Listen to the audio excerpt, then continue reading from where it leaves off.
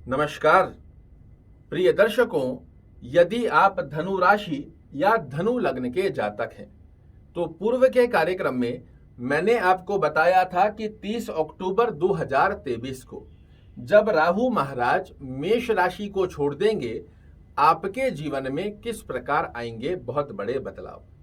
और आपसे एक वादा भी कर गया था कि राहु महाराज का 30 अक्टूबर 2023 के बाद मीन राशि में कैसा फल रहेगा, ये जानकारी मैं आपको अगले कार्यक्रम में देता हुआ पाया जाऊंगा।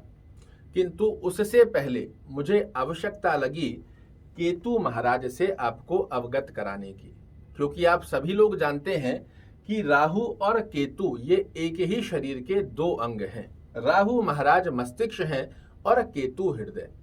और यदि हम सिर्फ राहु के बारे में ही चर्चा कर रहे हैं तो कहीं ना कहीं समस्या की जड़ तक नहीं पहुंच पाएंगे, और जब तक आप समस्या की जड़ तक नहीं पहुंचते तब तक उसका सही समाधान नहीं निकाल सकते। यहाँ केतु महाराज को जानना भी हमारे लिए आवश्यक है कि पिछले 15-16 महीनों में राहु के तरह ही केतु ने हमें फल दिया है या भिन्न प्रकार से इनका फल निकल कर आया है। धनु लग्न और धनु राशि वाले जातकों को, बहुत से लोगों को केतु महाराज ने चीजों को बैलेंस कर दिया, तो बहुत से लोगों को राहु के साथ मिलकर विध्वंसकारी अवस्था का स्वरूप दिया। अब आपके मन में प्रश्न आएगा, ऐसे कैसे कि कई लोगों को अच्छा और कई लोगों को बुरा फल दिया। यहाँ राहु महाराज ने तो सभी धनु राशि वाले जातक और धनु लग्न वाले जातकों के लिए नकारात्मक दृष्टिकोण दर्शा कर दिया है, किंतु केतु ने इसे दो भागों में बांट दिया। उसका कारण क्या है, ये जानना आपके लिए बहुत आवश्यक है।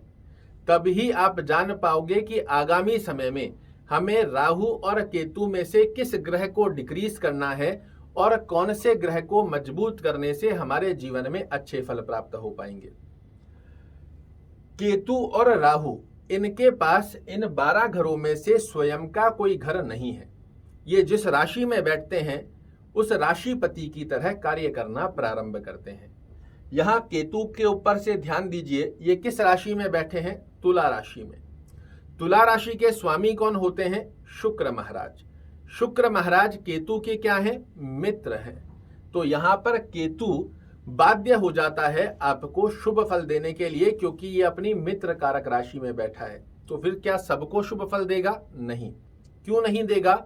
उसकी एक कंडीशन ज्योतिष में बनती है, ये भी आपको जानना आवश्यक है।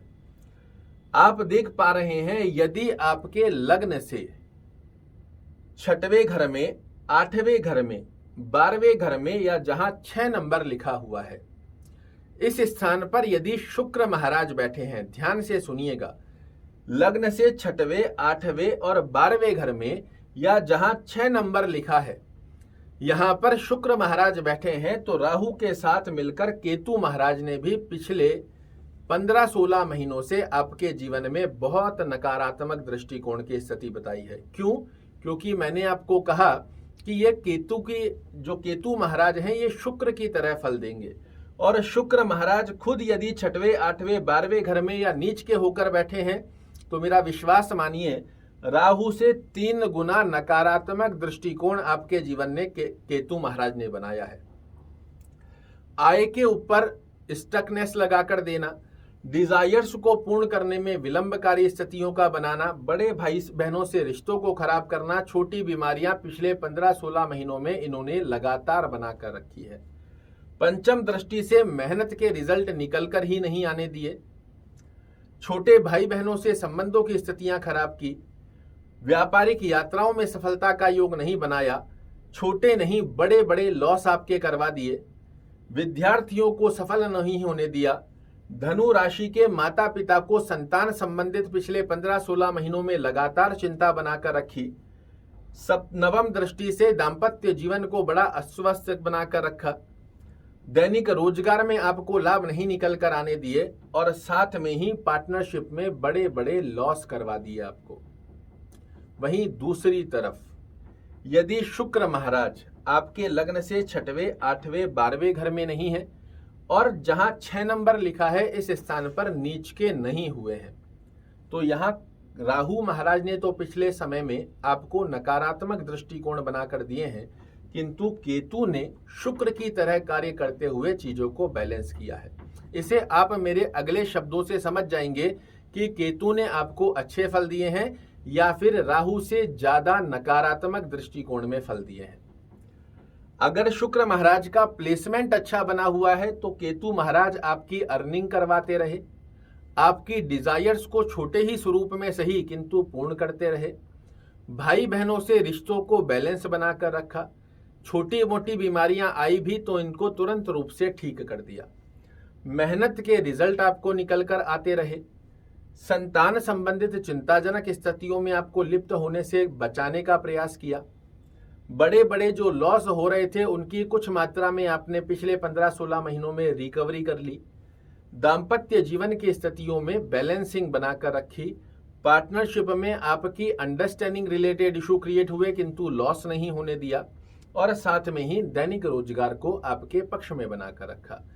अब आप मुझे कमेंट में लिखकर बताएंगे कि इन दोनों गतिविधियों में आपके सामने क्या रिजल्ट निकल कर आए हैं। ये जो स्थितियां मैंने बताई है एक बार छोटे से फिर समझ लीजिए।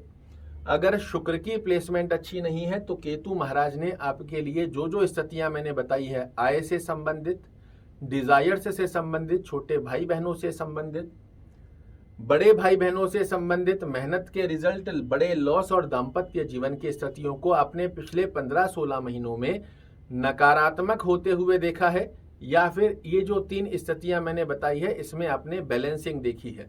ये आप कमेंट में जरूर लिखिएगा, ये मैं ऐसा क्यों बोल रहा हूं। जब आप केतु की स्थिति को समझोगे तो 30 अक्टूबर से एक ग्रह, आपको एक हिंट दे रहा हूं, एक ग्रह आपको फिर से बहुत बड़े अच्छे रिजल्ट देगा और दूसरे ग्रह को हमें डिक्रीज करना होगा।